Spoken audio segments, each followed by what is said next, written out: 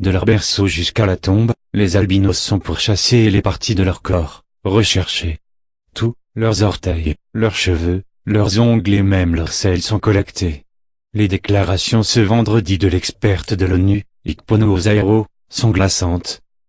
Au terme de sa mission de 12 jours au Mozambique, la jeune femme atteinte elle-même de cette maladie génétique héréditaire, qui se traduit par une absence de pigmentation dans la peau. Le système pileux et l'iris des yeux a présenté publiquement le bilan de son déplacement dans ce pays d'Afrique. Un bilan effrayant. Plus d'une centaine d'attaques contre des albinos ont été recensées au Mozambique depuis 2014.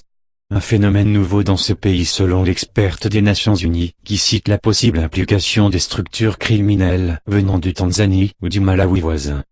Deux contrées marquées en 2015 par une vague d'enlèvements et d'homicides d'albinos. Dans son bilan, Ikpono Ozairo évoque l'existence d'un réseau transfrontalier secret mais puissant semblable à celui des barons de la drogue. Mais pour le moment, aucun trafiquant n'a été arrêté et les réseaux eux-mêmes sont difficiles à identifier.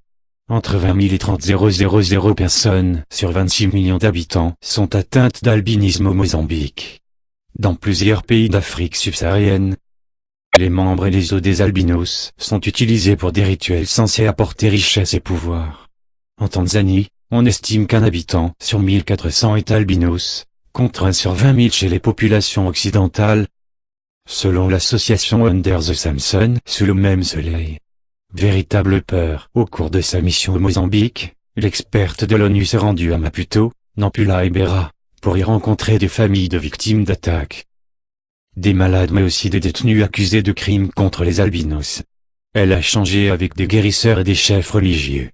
De ces entretiens, l'experte est ressortie profondément frappée par la véritable peur dans laquelle vivaient ceux qui étaient la cible des trafiquants.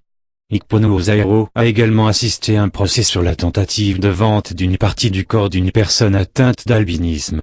Au Mozambique, où les autorités ne restent pas les bras croisés, 65 affaires d'agression font l'objet de poursuites judiciaires. Regardez d'autres vidéos sur site, video.5la.net.